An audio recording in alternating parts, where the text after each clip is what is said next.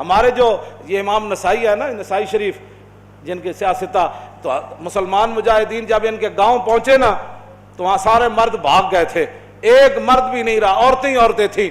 جب مسلمان مجاہدین کو پتہ چلا کہ یہاں تو عورتیں ہی عورتیں ہیں، تو انہوں نے یہ نہیں کہا یہ تو غیروں کی عورتیں ہیں، لوٹ مار کرو، قتل و غارت کرو۔ انہوں نے کہا کہ نہیں، عورتوں سے ہمیں لڑنے کی کوئی ضرورت نہیں ہے۔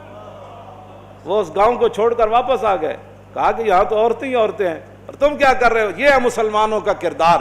اور جب حاتم طائی کی بیٹی ننگے سر حضور کے سامنے آئی تو پھر رسول اللہ نے ان سے قید ہو کر آئی اور فرمایا کیا چاہتی ہو؟ کہا جی میں نے آپ یہاں نہیں رہنا، مجھے میرے بھائی عدی بن حاتم شام دوڑ گیا ہے، آپ مجھے سواری دیں اور راستے کا خرچہ دیں، زیادہ راہ دیں تو مجھے آپ آزاد کر دیں۔ حضور نے فرمایا یہ بھائی ان کو سواری بھی دے دو، ان کو کپڑے بھی دے دو، ان کو زیادہ راہ بھی دے دو اور ان کو بحفاظت شام روانہ کر دو۔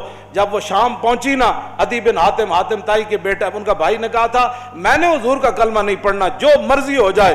جب وہ بہن بھائی کے پاس پہنچی تو پہنچنے کے بعد اس نے پوچھا تو کہاں سے آ رہی ہے؟ انہوں نے کہا میں تو رسول اللہ کے دربار سے آ رہی ہوں۔ انہوں نے کہا پھر کیا ہوا؟ انہوں نے کہا میں تو قید ہو گئی تھی۔ انہوں نے کہا پھر تجھے قتل نہیں؟ انہوں نے کہا قتل کی بات کرتا ہے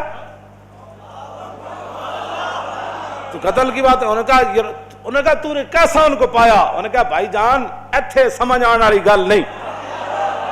انہوں نے کہا میں تے نہیں مننا۔ انہوں نے کہا جلا ہویا ایک بار جا تے صحیح، تو ویکھ تے صحیح، تو آیا نہ درتے کیوں بد نصیبہ، ہزاروں رنگاں وچ رنگیں دے محمد۔ بہن دے کہن ہوتے عدی بن حاتم کہنے میں تو تیز سواری رکھی ہوئی سی، میں تو نس آیا، میں حضور دا کلمہ نہیں پڑھنا۔ بہن کہنے لگی ایک باری جا تے صحیح، یہ دسن والی گل کوئی نہیں، ایک باری تو جا کے چہرہ انور ویکھ تے صحیح، خلق عظیم ویکھ تے صحیح، انہاں دی اخلاق تے عادات ویکھ تے صحیح جلیا۔ وہ کہندے میں اتھوں نسدا آیا، نسدیاں پھر میں جدو آیا تو مینوں پتہ چلیا حضور مسجد نبوی شریف وچ تشریف فرماون۔ کہندے میں جدو جا کے حاضر ہویا تو حضور اٹھ کھڑے ہوئے میرے واسطے۔ انہاں مولویاں پیراں خود اخلاق کے وجہ پیش کیتے، میں تو انہوں سچی گل کر رہا۔ ارے نہ چونکہ خود نہیں اس راستے تے چلنا سی تے چونکہ ایسے تھے تو پھر چونکہ ایسے تھا تو پھر کیوں جی؟ اور جڑی عورت رو رہی سی اپنے عزیز دی قبر ہوتے، حضور قریب تو گزرے تو فرمایا اسبری، انہوں نہیں سی پتہ رسول اللہ فرما رہے ہیں، انہیں سر رکھے ہوا۔ غم چیز ہی ایسی ہوندی، اسی واسطے حضور نے فرمایا میرا امتی پناہ منگے، غم بندے نو تباہ کر کے رکھ دیندا۔ انہیں کہا مینوں کہنے والے اسبری، جے تینوں یہ مصیبت پہنچی ہوندی تو تم مینوں نہ کہندا ہے گا۔ میرے آقا نے یہ سنی گل تے حضور چل پے، اس عورت نو کوئی گل نہیں فرمائی۔ اس سے یہ بھی پتہ چلتا ہے کہ جب آدمی اگلا اس حالت میں ہو تو اس کو تبلیغ نہیں کرنی چاہیے، بس جو بات کر دی وہ کر دی، بات ختم ہو گئی۔ زبردستی کسی نو ڈھا کے منانا ہے، لبیک دا نعرہ جنوں سمجھ نہیں آیا ہن تسی انہوں ڈھا کے کی منانا ہے؟ اور مینوں یہ دسو تسی جیڑا اے نہیں کہندا حضور میں بھی لبیک کا اتنا ہی مانا ہے، حضور میں بھی حاضر، میرے بچے بھی حاضر، میرا مال بھی حاضر، میری عزت بھی حاضر اور میرے ماں باپ بھی آپ کے لیے حاضر، اس سے زیادہ لبیک کا کوئی معنی نہیں ہے۔ اور تاجدار ختم نبوت کے نعرے کا اس سے زیادہ کوئی معنی نہیں کہ ساری دنیا طے و بالا ہو جائے لیکن حضور کی ختم نبوت پر پیرا ہر صورت میں ہوگا، بس اس سے زیادہ تاجدار ختم نبوت کا ہاں جی اس سے زیادہ لوگ ان کو سیاسی نعرہ بنائے پھرتے ہیں، پیڑا اور تے پھکیاں اور امت اس نعرے پر کھڑی ہو گئی اور وہ نیچے اختلافات تھے امت ان کو بلا گئی، انہوں نے کہا بس بھائی لبیک۔ مسجد نبی شریف میں عرب بھی کہتے ہیں لبیک یا رسول اللہ، کہا ہم عربی ہیں لیکن یہ نعرہ تو ہاں جی مصری بھی کہتے ہیں لبیک یا رسول۔ پورا عالم اسلام نہیں پوری دنیا کہہ رہی ہے اس وقت لبیک یا رسول اللہ، ہاں لبیک یا رسول اللہ۔ تو اس سے بڑا اللہ کا کیا کرم ہو سکتا ہے کہ امت اختلافات کو بھلا کر حضور کی غلامی کے لیے جمع ہو گئی۔ اور اقبال کہتا تھا میں کہتا تھا اقبال کی یہ خواب کب پورا ہوگا کہ اقبال کہتا تھا زان کے ملت را حیات از عشق اوست اور برگ و ساز کائنات از عشق اوست۔ اقبال کہتا تھا کہ ملت کی حیات، ملت کی ترقی، ملت کا عروج اور پوری دنیا پر اسلام کے غلبے کی ایک ہی وجہ ہے کہ امت حضور سے پیار کرے، حضور سے عشق کرے۔ تو میں کہتا یہ کیسے ہوگا؟ لیکن رب ہے جو چاہے کرے۔ یہ نہیں پتا تھا کہ ممتاز قادری نے جو تختہ دار پر لبیک کہا تھا اس نعرے کی برکت سے پوری امت ایسے کھڑی ہو جائے گی۔ ہاں جی بات اتنی ہے کہ او عورت نے حضور نال گل کی تھی کہ مجھے بہت مصیبت پہنچی ہے، اس کو تو پتہ نہیں تھا یہ رسول اللہ ہے، اور غم کتنی عجیب چیز ہے کہ وہ حضور کی آواز کو بھی نہ پہچان سکا۔ اللہم انی اعوذ بک من الغم والحزن، حضور کی اپنی دعائے مبارکہ ہے کہ میرا امتی کہ میں پناہ مانگتا ہوں غم اور حزن سے۔ ہاں جی، یہ بڑی ڈاڈی شے ہے۔ اب میں جو بات اگلی کرنے لگا ہوں، بعد میں جب صحابہ آئے تو انہوں نے کہا آپ کو پتہ ہے جنہوں نے آپ کہا تھا اصبری صبر کرو وہ کون تھے؟ کہا نہیں۔ انہوں نے کہا وہ تو خود رسول اللہ تھے۔ وہ میں نے حضور کو یہ جواب دیا ہے۔ وہ کہتی ہے میں پھر گئی جلدی جلدی حضور کے دربار پر، میں جو بات کرنے لگا ہوں وہ یہ ہے۔ وہ کہتی ہے جب میں حضور کے دروازے پر پہنچی تو میں نے کوئی وہاں چوکیدار نہیں پایا۔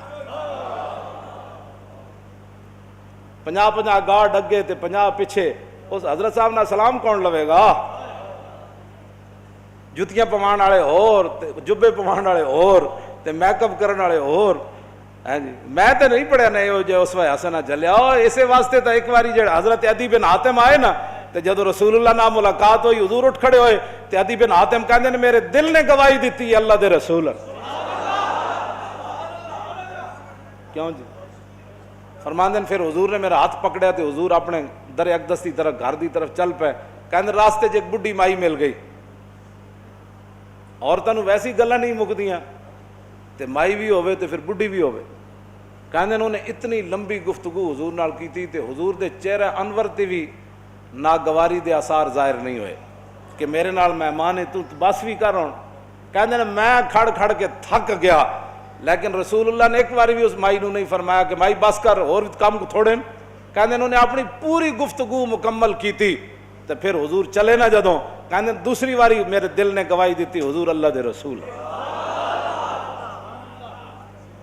تو کہندے جدوں رسول اللہ گھر تشریف لے آئے تو حضور دا ایک مبارک تلائی سی جہدے تے حضور آرام فرماندے سن۔ کہندے نے اودے وچ کھجور دی چھال بھری ہوئی سی، کھجور دے پتے بھرے ہوئے سن، اس تے او بدن مبارک سوندے سن جنہاں دے بارے حضرت انس کہندے نے میں 10 سال خدمت کیتی، حضور نہ سلام لیا، ہزاراں واری لیا، حضور دے مبارک ہتھاں نوں بوسہ دیتا، چومیا۔ ما مسست خزن ولا حریرن ولا شیئن قط الین من کف رسول اللہ، نہ میں کوئی ریشم نو ہاتھ لایا نہ کائنات دا کوئی اور نرم کپڑا ہو جائے میرے ہاتھ چایا کہ حضور دے مبارک ہاتھ تو نرم ہاتھ ہوئے۔ کیوں جی؟ حضور اس تلائی تے سوندے سن جہدے وچ روئی نہیں سی، کھجور دی چھال بھری ہوئی سی، نہ انہاں کدی چھال ہوتے سونے، نہ انہاں کدی بدر جانے، نہ انہاں کدی جناب تلوار پکڑ کے خندق وچ پہرے دینے۔ انہیں تو کہنا یہ لبیک والے کیا کر رہے ہیں؟ اسلام تو امن کا درس دیتا ہے۔ میں کہا دسو نا خندق وچ کتنے بندے آئے؟ کیوں جی؟ خندق وچ کتنے بندے آئے؟ یہ دسو نا قوم لوگاں نو، اذا جاءتکم جنود فارسلنا علیہم ریحا وجنودا لم تروا وکان اللہ بما تعملون بصیرا اذ جاءوکم من فوقکم ومن اسفل منکم وزاغت الابصار وبلغت القلوب الحناجر وتظنون باللہ الظنونا هنالک ابتلی المؤمنون وزلزلوا زلزالا شدیدا واذ یقول المنافقون والذین فی قلوبہم ما وعدنا اللہ ورسولہ ہاں فی قلوب مرض ما وعدنا اللہ ورسول اللہ غرورا۔ یہ تو منافق کا کام ہوتا ہے جب مشکل وقت او جی دیکھا گریک ٹاؤن ہو گیا، اور میں کہا پھر کی ہویا؟ یہ تو منافق کا کام ہوتا ہے کہ جب مشکل حالات آئے تو کہ دیکھو جی جن کا دیکھو جی اللہ رسول ساڑھے نہ ہاتھ، میں ہاتھ کرنے دا معنی کر رہے ہیں، لفظی معنی تو نہیں نہ بنتا۔ اللہ رسول نے تو ان کا لفظی معنی کیا بنتا ہے کہ انہوں نے کیا اللہ رسول کی طرف نسبت کر دی کہ ہمیں تو دھوکے سے دوچار کر دیا گیا۔ ہاں جی، ہمارے ساتھ یہ دیکھو کیا بن گیا کہ جناب ہمیں تو وہ کہتے تھے ہمیں تو پیشاب کرنے کا جو خوف ہے کہ پیشاب کرنے جائیں گے بندہ مار دے گا، تو کیسر و کسرا کب فتح ہوں گے؟ یہاں مدینے میں تو پیشاب کرنے کی سہولت نہیں رہی، 25,000 کا لشکر۔ منافق کا کام ہی یہ ہوتا ہے کہ وہ جب صحابہ ادھر جو ہے وہ کیا کارنامے سر انجام، اور منافق ان کا بھی رب نے قرآن میں بیان فرمایا کہ منافق کہنے لگے کہ ما وعدنا اللہ ورسولہ وَإِذْ قَالَتْ طَائِفَةٌ مِّنْهُمْ يَا أَهْلَ يَثْرِبَ لَا مُقَامَ لَكُمْ فَارْجِعُوا وَيَسْتَأْذِنُ فَرِيقٌ مِّنْهُمُ النَّبِيَّ يَقُولُونَ إِنَّ بُيُوتَنَا عَوْرَةٌ وَمَا هِيَ بِعَوْرَةٍ إِن يُرِيدُونَ إِلَّا فِرَارًا۔ کیوں جی یہ منظر بیان نہیں کیوں نہ؟ چلو چلیے چلیے چلیے توبہ کرو، تھے حال ہی کوئی نہیں، 25,000 کا لشکر آ گیا، آج تے بچی کسی دی نہیں ہونی۔ کہنے لگے حضور گھر لوگ گئے پیچھے، گھر میں بندہ کوئی نہیں کی پڑے گا. اللہ نے فرمایا میرے حبیب گھر تے کاشانہ اقدس جدو آپ گھروں چل کے آ گئے تے آپ دا پیچھے گھر کوئی نہیں, صدیق اکبر دا گھر کوئی نہیں, فاروق اعظم دا گھر کوئی نہیں, عثمان غنی دا گھر کوئی نہیں, حیدر کرار دا گھر کوئی نہیں, انہاں دے گھر وکھرے آ گئے. میرے حبیب گھر لگے ہون دا مسئلہ نہیں, یریدون الا فرارا, اے تے چھا میدان چھڑ کے نسن لگے. او جی ہمارا لبیک سے تعلق نہیں ہے, مشکل ٹائم جو آ گیا, ہاں جی مشکل ٹائم, ہمارا لبیک سے تعلق نہیں, یہی تو بات ہے. لیکن قرآن, اقبال کہتا اگر درس قرآن ہم نے بلایا ہوتا, یہ زمانہ نہ زمانے نے دکھایا ہوتا. یہ منافقت کے کام ہوتے ہیں مشکل کے وقت. انہیں دسے ہی نہیں کہ رسول اللہ غزوہ خندق دے موقع تے خود تلوار پکڑ کے کیویں کھڑے ہو. جب 25,000 دا لشکر خندق دے کنارے آ گیا, عمر بن عبد بہت گھوڑا چناب چھال مرائی تے ادھر آ گیا, تے 25,000 دا لشکر اتنے آ گیا, تے سارے چاندے سن کے گھوڑے سمیت ادھر آ جان. اس وقت میرے آقا و مولا پھر خود تلوار پکڑ کے کھڑے ہو گئے, اور حضور کو اللہ نے دبدبا کتنا دیا, کانہ و فرد فی جلالتہ فی عسکر حین تلقاہ وفی حشمی لہو ہمم لا منتہا لکبائرہا وہمتہ الصغری جل من الدہر. یہ دوسرا حضرت حسان کا شعر ہے, پہلا امام بوصیری کا شعر ہے. فرمایا اللہ نے ہمارے آقا و مولا کو ہیبت اور جلال اتنا عطا فرمایا کہ حضور تنہا بھی کھڑے ہوتے تو محسوس ہوتا کہ حضور کی پشت پر لاکھوں کا لشکر کھڑا ہے. ہاں جی ہاں جی توجہ, حضور خود تلوار پکڑ. کیوں جی علیکم بسنتی ہے نہیں, یہ نہیں سنت کہ جب دین پر مشکل وقت آ جائے تو رسول اللہ خود تلوار پکڑ کر کھڑے ہو گئے.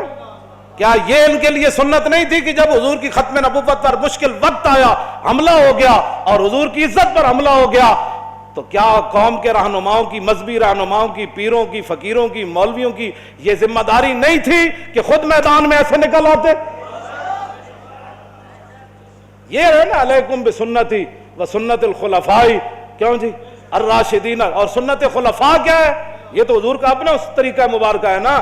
سنت خلفاء کیا ہے کہ جب جنگ یمامہ میں مسلمہ آیا تو افضل الخلق بعد الرسل, آپ نے فرمایا بدری ہوئے یا غیر بدری ہوئے, بڑھا ہوئے یا جوان ہوئے, اکھاڑا صحابی ہوئے یا نابینا ہوئے, ہاتھ سلامت ہومن یا کٹے ہومن, سارے یمامہ پہنچو.